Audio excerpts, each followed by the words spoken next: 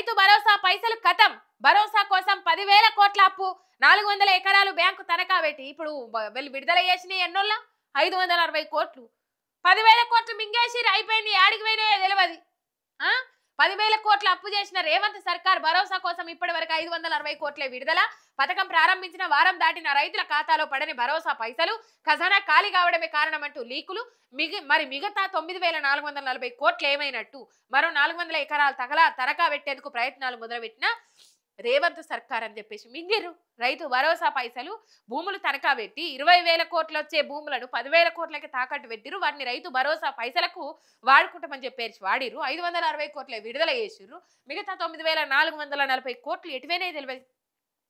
ట్రెజరీలో ఉన్న 7,700 కోట్లు అప్పుడు మింగిరు రైతు భరోసా. వీళ్ళకు రైతు భరోసా అలకగా దొరికిందల్లా. రైతులు రోడ్డు ఎక్కరు, రైతులు నిరసన చేయరు, రైతుల ఆవేదన వ్యక్తం చేయరు, ఇచ్చ తీసుకుంటారు, లేకపోతే నోట్ల నాలుకెళ్ళినట్టు సపడే కూకుంటారని చెప్పేసి రైతులను అలసుగా తీసుకొని కాంగ్రెస్ సర్కార్ రైతుల పేరు మీద కోట్లు మింగుతా ఉన్నది. కాంగ్రెస్ నాయకులు మింగుతా ఉన్నారు, జేబులలో పెట్టుకుంటా ఉన్నారు, బొర్రలు నింపుతా ఉన్నారు. బొర్రలల్లా సల్ల వెదలకుంటా అర్రల బజ్జుంటున్నారు అనే ముచ్చట మాత్రం వాస్తవం. మొత్తం మీద ఈ పైసలు మింగేసిర్రు. రైతు భరోసా ఇయ్యాల్సిన పైసలన్నింటినీ మింగేసిర్రు. ఈ పరిస్థితి చూస్తా ఉన్నాం.